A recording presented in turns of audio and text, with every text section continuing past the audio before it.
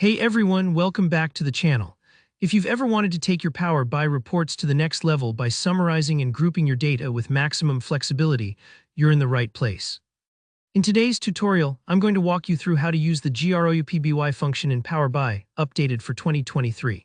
By the end of this video, you'll know exactly how to harness GroupBy for your own reports, understand what makes it special, and see just how versatile this function can be when you want custom groupings and aggregations. Let's jump right in by first making sure we're all on the same page with what GroupBy actually does. So GroupBy in Power BI is pretty similar to the classic SQL group by, just with DAX flavor. It lets you group your data by one or more columns, and then it gives you a way to perform custom calculations on those groups using something called GRoup.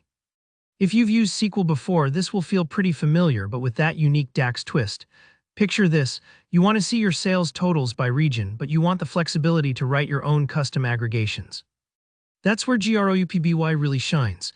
Now the next step is actually putting GroupBy into action by creating a new table. Here, what you'll want to do, head over to the Modeling tab at the top of Power BI and click on New Table. This is where we'll enter our GroupBy DAX formula.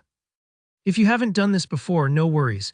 It's just like creating a new calculated table, except we'll use GroupBy to shape the data. For this example, I'll drop the formula in the description for you to copy and paste, but the key thing is to make sure you line up the column names with those in your own table. That way, Power BI knows exactly which data to use. Let's break down what's happening inside the GroupBy formula so it really makes sense. The first part, sales region, is our grouping column. We're telling Power BI, okay, for every unique value in region, make a group.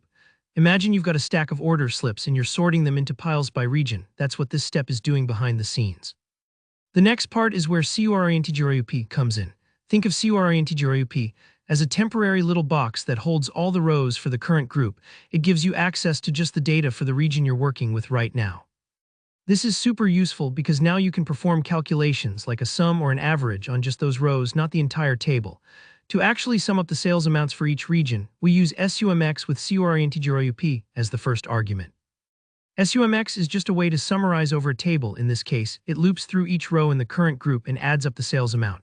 So in plain English, this formula is saying, for each region, total up all the sales from just that region and give me a nice, neat table with those results.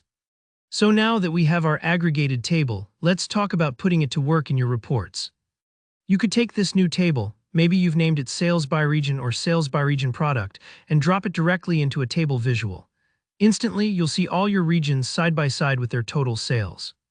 Need to create a bar chart? Just drag region to the axis and your measure, like total sales, to the values area, and you've got a clean visual breakdown. You're not just limited to tables or bar charts either. Once you have this data, you can build any visual or custom measure you like, using the group data as your foundation. And that's a quick but thorough tour of how GroupBy works in Power BI. If you found this tutorial useful, please give it a thumbs up.